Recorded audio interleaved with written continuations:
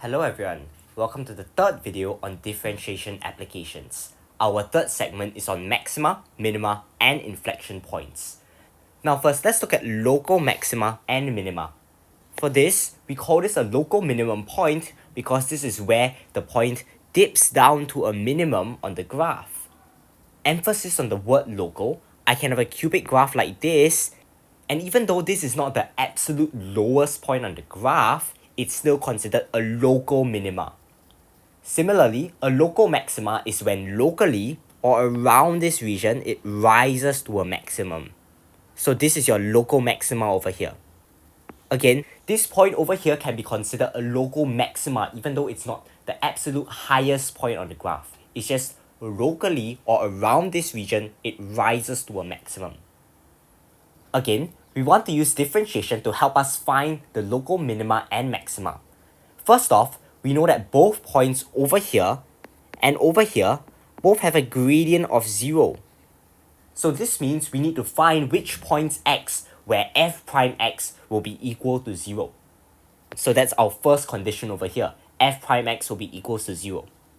Note that having f prime x equals to 0 does not automatically mean it's a local minima or maxima, because we can have something like this.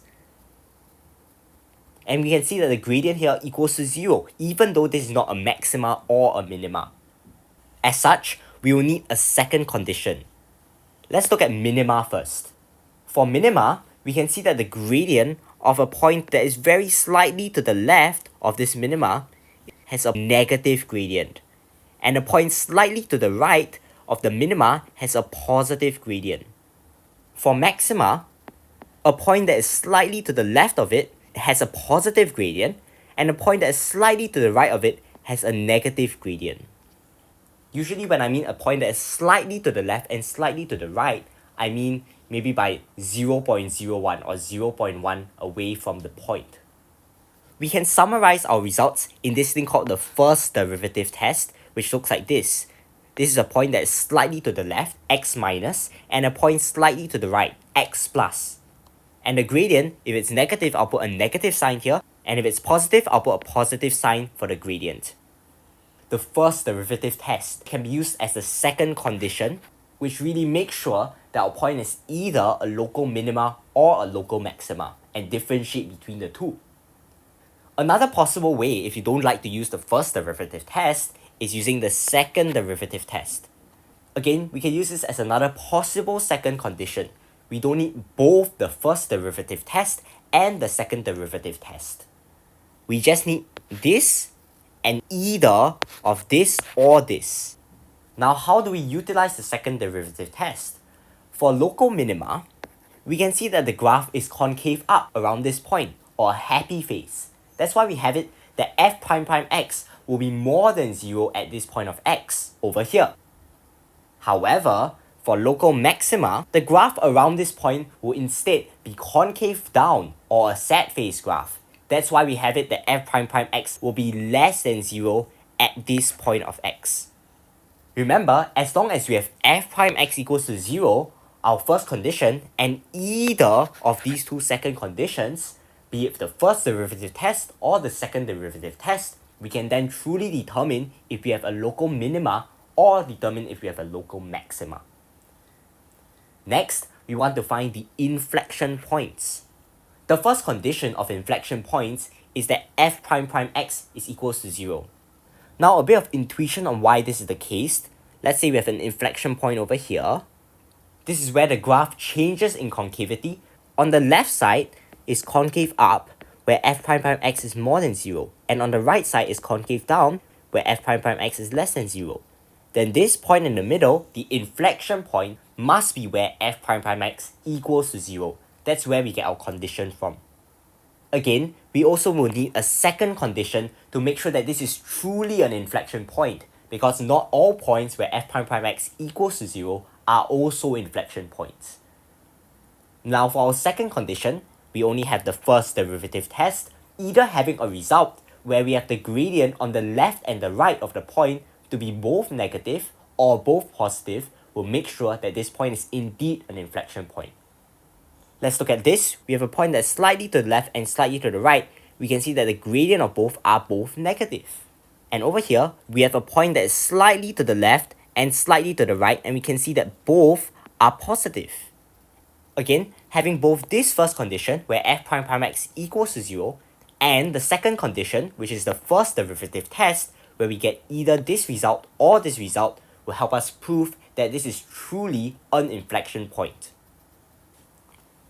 Now, let's try our question. Given that fx equals to 2/3 x cubed minus 2x, find the x values of the local maxima, local minima, and inflection points, and prove the above. Now, our first step whenever it comes to differentiation questions is to find f prime x. So let's do that. F prime x will just be 2x squared minus 2. Now, let's first find the local maxima and minima.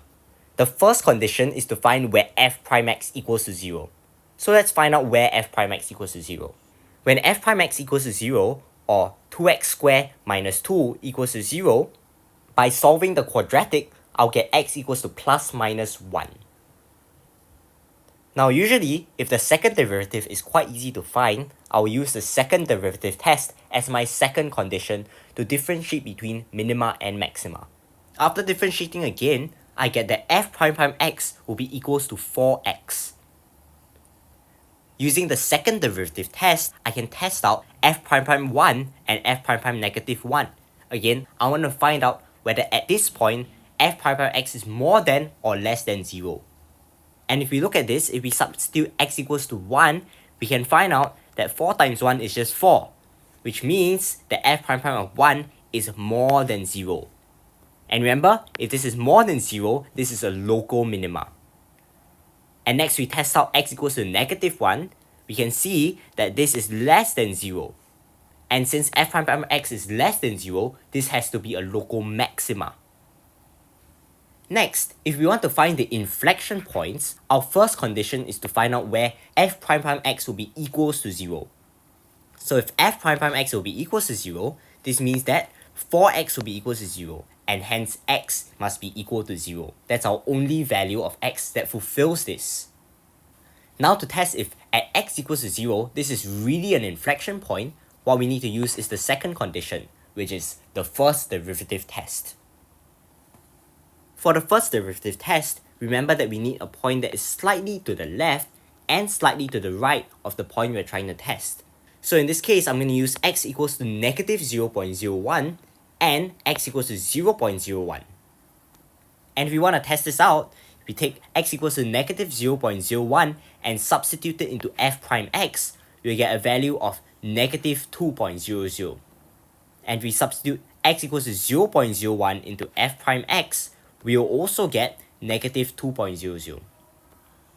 As such, the gradient will be both negative at points both left and right of x equals to 0.